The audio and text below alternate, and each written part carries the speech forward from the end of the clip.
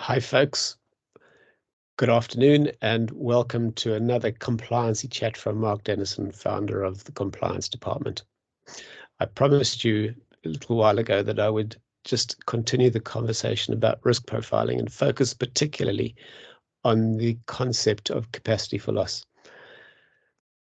I just want us to get the hang of this, because I said previously this was an advisor-driven thing and it wasn't an emotional or qualitative assessment by the client.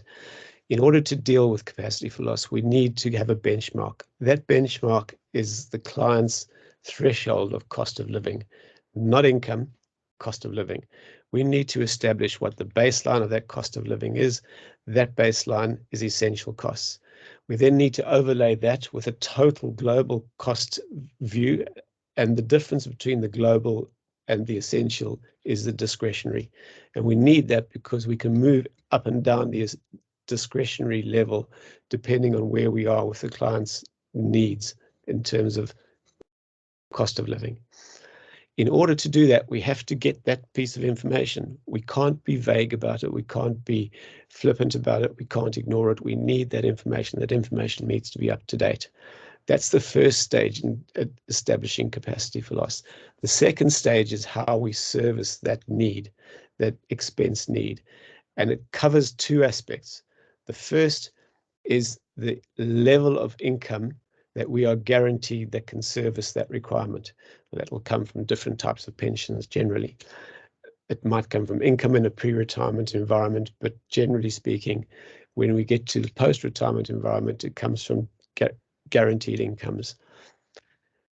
The second part of that is the free capital that we can apply in order to service that need. So the client might not have a lot of fixed income, but if they've got a big pile of capital that they don't need for anything else, then they can apply that capital to the need. Now, depending on those circumstances and what the free capital is and the free income is to service that debt, we have a position where we can assess capacity for loss. The more excess free income we have, the more excess free capital we have, the more the capacity for loss. And we can blend that. So while a client might not have a lot of free income, but might have a big pile of free capital, they could have a big capital for loss. That's it in a nutshell. Use numbers, create this environment where you are sure, and then you'll be a lot safer in terms of deciding where the client needs to go. Hope you've enjoyed this. Like us as usual, and we'll catch up with you soon. Cheers for now.